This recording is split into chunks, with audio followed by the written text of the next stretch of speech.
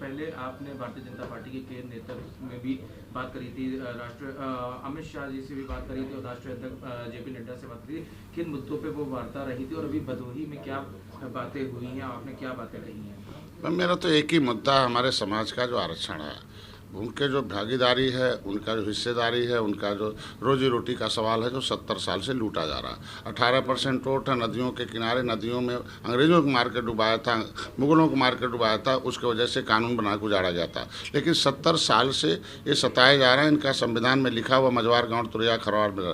Bharatiya Janata party का सामाजिक न्याय समिति का रिपोर्ट कहता है कि 23% का आरक्षण केवल एक आदमी खा रहा है और 27 का एक खा रहा है। तो हम उसी मुद्दे के लिए पार्टी बनी हुई है। उसी मुद्दे को लेकर हम 2017 में चुनाव लड़े। एक बिना विधायक है, 2018 में गोरखपुर चुनाव लड़े, सपा के साथ रहे, योगी जी हार गए, फूलपुर कैनारा नूरपुर दो मुख्यमंत्री हारे, मैं उपचुनाव हारे। 2019 में मैं भारतीय जनता पार्टी के साथ आया कि केंद्र और राज्य में इनकी सरकारें हैं। इन्होंने वादा किया था कि आओ हम आरक्षण का मुद्दा आपका हल करेंगे। हम अपने समाज के संघर्ष के लिए खड़ा किए अपने समाज को, चूँकि ये सदियों से कभी सपा कभी बसपा कभी भाजपा में आँख मूंद कर वोट डालता था, लेकिन अब इनके आँख का ऑपरेशन कर दिया, इन्हें एक सेना बना दिया गांव-गांव में कि भाई दलितों ने जिस तरीके से अपने टोपी, अपने झंडे, अपने नेता पर विश्वास किया, साथ आ गए, सामाजिक रूप से एक हो गए, राजनीतिक रूप से एक हो गए। तो आज देखो सत्ता में वो आज के दिन में अपनी संख्या से 100 गुना ज़्यादा, थाने में 15 दरोगा होंगे, 5 हाथी 5 साइकिल। वर्तमान इस समय किसके यहाँ सरकार जिसकी होती है उसके हो जाती। हमारे लोग चपरासी भी नहीं है, खाली बजट में पैसा दे रहे, इतना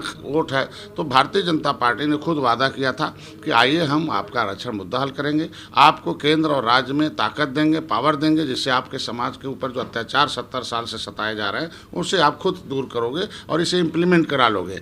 दूसरा, इनके जो भी छीने गए, जो बसपा के सरकार में इनके तालघाट नदी जो तुरंत बहन जी ने छीन लिया था, मतलब इतनी दुश्मनी थी कि गद्दी पर बैठते पहले आरक्षण खत्म किया था मतलब, और दूसरा जो है इन्होंने तालघाट नदी इनकी रोजी रोटी छीन ली थी।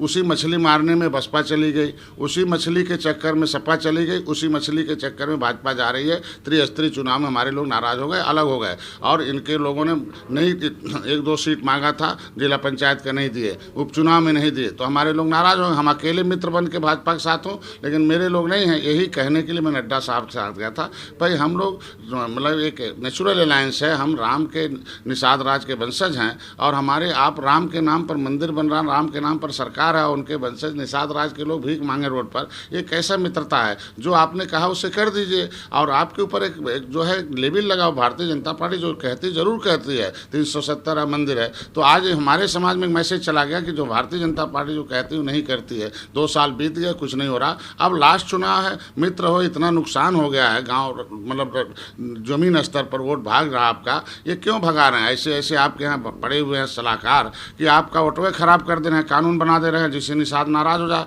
वही अधिकारी जो सपा बसपा के साथ था वही आपके साथ है, और आप वोट नाराज। उसी मछली के चक्कर में सपा बसपा गई, भाजपा भी जा रही है। तो कम से कम मछुआरे के बेटा डॉक्टर संजय को पावर दीजिए, जो आपने कहा था, जिससे कि इन अधिकारियों पर लगाम लगा सके और इनके ऊपर जो अन्याय किया गया, जो काला कानून बना, उसे हटवा सके। दूसरा बात कहना था, आज देखिए और ज़्यादा कि जो शेर सिंह राणा फूलन देवी के हत्यारे थे, जो हत्या में खुद ही अपने को स्वीकार किया और सजा हो गई हो, उसे पेरोल पर छोड़कर आज के दिन में राजनीति करा जा रही है। तो 18% वोट को इरिटेट कराया जा रहा है। ये तो भाजपा को सोचना है ना कि 18% वोट नाराज हो जाएगा तो कहाँ जाएगा? ये कौन लोग करा रहे हैं? ऐसे संरक्षण दिलाएंगे कि रोड पर खड़ा करके प्रदर्शन कराएंगे, उन्हें जेल भी नहीं भेजेंगे, तो आखिर पेरोल का क्या मतलब हुआ? किस तरीके से राजनीति हो रही है? ये तो भाजपा को खुद सोचना चाहिए कि इतना छेदा हो रहा, तो छेदा जो होगा, जो हो गया है भाजपा में, उसे मछुआरे का बेटा ही बंद कर पाएगा, और उसे छेदे को बंद करने की डॉक्टर संजय। इसीलिए आज के दिन में जो हमारी दिल्ली दरबार थी, सभी उनके महासचिवों से सबसे सही बात बता दिया कि बिंदुवार बता दिया, आरक्षण का मुद्दा हमारा पहले, उसके लिए हम लोग संघर्ष कर रहे हैं, उसके लिए जेल भी गए हमारे लोग। पूरे हर कोई जिला नहीं बाकी होगा जो हमारा संगठन न हो। हर विधानसभा में 15-20 हज़ार वोट है, हमारे लोग 40 से 70 से 80 हज़ार वोट हमारे 70 सीटों पर हैं। 150 सीटें मछुआ बाउल हैं, 7 नदियां बड़ी बड़ी हैं, 1000 झीलें हैं, हर गांव पोखरे हैं, सब जगह कोई गांव बाकी नहीं जहाँ निषाद न हो। ऐसे वोट बैंक के साथ आप कहें अन्याय कर रहे हैं, और इसको खिसकने न दीजिए। हम तो मित्र हैं, आपके साथ रहेंगे, जब तक आप अपने दरवाजे से हटाओगे नहीं तब तक रहेंगे। लेकिन ये जो वोट वाले समाज जो निर्णय ले रहा है, वो भाग रहा है, उसे आप जो है क्यों दूर बना रहे हो? आप इनका काम कर दीजिए। उसके लिए हम अपने सेना को बनाने के लिए कहा गया कि किसी बड़े लक्ष्य प्राप्त करने का अनुशासित संगठन और एक सशक्त संगठन, अनुशासित कार्यकर्ता चाहिए। पॉलिटिकली ट्रेंड लोग आज पावर में हैं, पॉलिटिकली अनट्रेंड लोग पाँव में हैं। हमारी संख्या पॉलिटिकली अनट्रेंड है और पॉलिटिकली ट्रेंड लोग जो पौआ भर लोग आज देखो पावर में है, झौआ भर लोग उनके पाँव में हैं। तो झौआ भर वोट पर पौआ के लिए भी लगाया था। इसलिए मैं गाँव में एक reach the voter and treat the voter, ये पॉलिटिकली बेहोश हैं। बेहोश आदमी का जो चाहो वो लूट लो, जैसे चाहो इसे उनका छीन लो। तो उनको होश में लाने के लिए उनके पास हमने एक सेना बनाई है, एक टीचर बनाया है कि रीच द वोटर, वोटर के पास जाना है, ट्रीट मतलब उन्हें होश में लाना, फिर टीच द वोटर, उन्हें पढ़ाना है भारतीय राजनीति को कि जब अंग्रेज आए थे तो $1 एक बिस्कुट खरीदने के लिए $20 लेते थे, देना पड़ता था। जब 300 बरस में भाग के जाने लगे तो $1 जो है, एक बिस्कुट $1 में पाने लगे। आज $1 आता है तो 76 बिस्कुट पाता है। इसका मतलब हम 76 गुना गरीब हो गए। ये गरीब बनाने वाले बटन से दूरी बनाओ और डॉलर की कीमत घटाओ और रुपए की कीमत बढ़ाओ, वो है निर्बल इंडियन शोषित हमारा। ये उन्हें ट्रीट किया जा रहा और फिर सही जगह बटन दबाने। इसका नतीजा हुआ कि हमारे समाज के लोग कांग्रेस को 2014 में छोड़ दिया, 2017 में सपा बसपा को छोड़ दिया, अब 2018 में आज भाजपा को छोड़ दिया था। गोरखपुर और फूलपुर, कैराना, नूरपुर में 2 मुख्यमंत्री हारे थे। 2019 में गलती किया फिर समाजवादी पार्टी ने, हमारे लोग नाराज हो गए, भारतीय जनता पार्टी के साथ आ गए, निर्णय ले लिया। देख लो सपा बसपा एक हो गई, लेकिन फिर भी निषाद एक हो गए।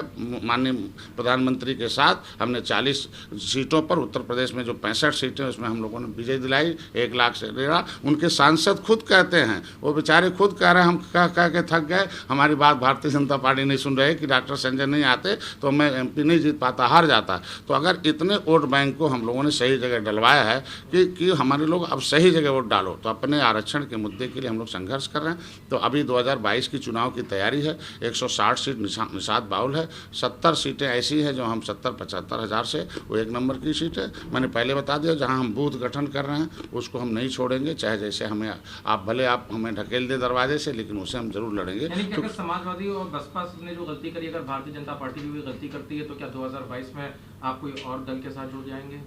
नहीं, ये पहले बताओ, किसी को दुख दे के सुख तो प्राप्त नहीं कर सकते ना। सपा ने, बसपा ने, कांग्रेस ने दुखे दिया ना, इस बड़े समाज को दुख दिया, तो अब देखो दुख पा रही हैं। तो ये भी अगर दुख देंगे तो दुखे पाएंगे। दुख दिया तो देख लो त्रिस्तरीय चुनाव में कोई प्रदेश में, यानी कि जो वादे किए गए थे, आपने जो बातें उनको निश्चित रूप से देखो, कहे तो वही, हमने तो कुछ मांगा ही नहीं। हमारा समाज मांगने वाला है नहीं, देने वाला। हम लोग वोट देते रहे। कहा तो उन्होंने है ना, उन्होंने ही कहा कुछ हम राज्यसभा भेज देंगे, राज्यसभा। उन्होंने कहा कि हम जो है केंद्र आपका आरक्षण दे देंगे। उन्होंने कहा पहले आरक्षण आपका हल करेंगे आप। उन्होंने कहा कि मैं उत्तर प्रदेश में कैबिनेट दूंगा, आप अपने समाज की बढ़िया सेवा करना, और जो आपके साथ दर्द हो रहा है। उत्तर प्रदेश सरकार में भी किसी पोस्ट की आप मंशा रखते हैं कि कोई, क्योंकि जो भदोही में आपने बात करी उसमें उप मुख्यमंत्री की बात कही है। देखो, मेरा समाज निर्णय लिया 2017 में, मेरा समाज निर्णय लिया 2013 को संकल्प लिया इलाहाबाद के किले पर कि हम लोग कभी राजा थे, कलम चलाते थे तो प्रजा सुखी थी। आज प्रजा दुखी इसलिए है कि कोई दूसरे लोग कलम चला रहे हैं। तो इसलिए कलम की ताकत अगर उत्तर प्रदेश में मछुआरों के बेटा मिलेगा तो कैसे सुख आएगा जनता को, हमारे पास है। तो निश्चित रूप से हम लोगों ने, हमारे समाज के लोग, हमारे लोगों का चेहरा ही है कि हम निषाद के बेटे को मुख्यमंत्री बनाएंगे। सारी बिरादरी के मुख्यमंत्री बन चुके हैं। सब लोग आज के दिन में स्थापित है, जिनके मुख्यमंत्री, उनके लोग थाने और कचहरी हर जगह भरे हैं। हमारे लोग मुख्यमंत्री, हमको अपने दिल में डॉक्टर संजय को मुख्यमंत्री देखना चाहते हैं। तो मैंने तो सरकार भारतीय जनता पार्टी को मैसेज दे दिया कि डॉक्टर संजय के चेहरे पर उत्तर प्रदेश का नए मुख्यमंत्री बनाया जाए, उप मुख्यमंत्री पेश किया जाए। अभी 2022 में देखिए कैसे सरकार बनती है, कैसे सरकार आती है। और ये जितना भी मुख्यमंत्री या उप मुख्यमंत्री, नहीं, हम चाहते हैं हमें उप मुख्यमंत्री दिया। जो मुख्यमंत्री वो ले रहे हैं, हमें कुछ नहीं है। हम लोग अभी उस शक्ति में जितना शक्ति उतना दें, क्योंकि अब उनके पास है ना। उन्होंने खुद ही कहा था कि हम आपको पावर देंगे, तो पावर तो तभी होगा जब मुख्यमंत्री रहेंगे ना। ये अधिकारी तो तभी कानून बनेगा ना। वो काला कानून मायावती का बनाया हुआ तभी हटेगा ना, जब उस लायक रहेंगे ना। हम लोग नालायक मंत्री बन के क्या करेंगे जब अधिकारी नहीं सुनेंगे? तो प्रदेश के कौन-कौन सलाहकार हैं जो आप बता रहे हैं, जो गलत राय देते हैं और जो आप लोगों का नहीं चाहते हैं कि आरक्षण या आप लोगों की बातें? बस वही जो कांग्रेस के समय खींचे पीटे थे तो बसपा में घुस गए, उन्हें खा गए। मछली मारने के चक्कर में निषादों नाराज किया, आरक्षण खत्म कि मेरा नाम आरक्षण में मझवार, गौड़, तुरैया, खरवार, भाई वो अधिकारी हैं कोई, अब सब चिन्हित सारे लोग जानते हैं, नाम नहीं लेना है।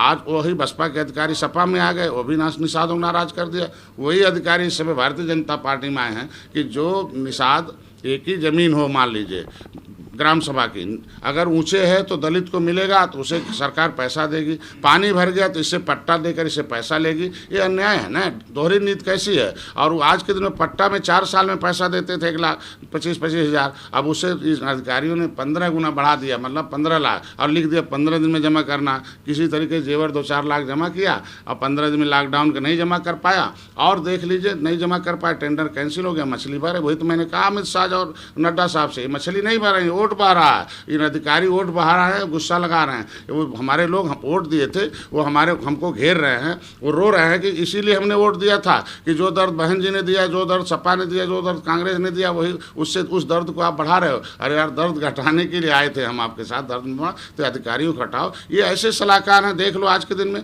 कि जो फूलन देवी के हत्यारे हैं शेर सिंह राणा, उन्हें पेरोल पर बाहर ला के इरिटेट कराया जा रहा है। बहुत क्षत्रिय हैं, हम कहते हैं 18% वोट को नाराज कराया जा रहा है ना, प्रदर्शन कराया जा रहा है। कौन सा पेरोल है? माँ बाप के मरने शादी विवाह में पेरोल मिलता है कि राजनीति करने के लिए पेरोल मिलता है? वो 18% वोट को इरिटेट कराना है, रोड पर प्रदर्शन कराना, शेर सिंह 18% वोट नाराज हो गया। त्रिस्तरीय चुनाव देख लीजिए, मेरा समाज जब गुस्से में आता है तो कांग्रेस का बटन छूना बंद कर दिया, कांग्रेस देख लीजिए कहाँ चली गई।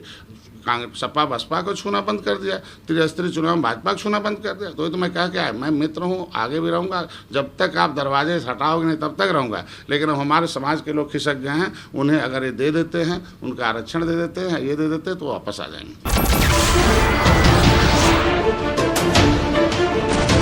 नमस्कार, मैं हूं संदीप चौधरी।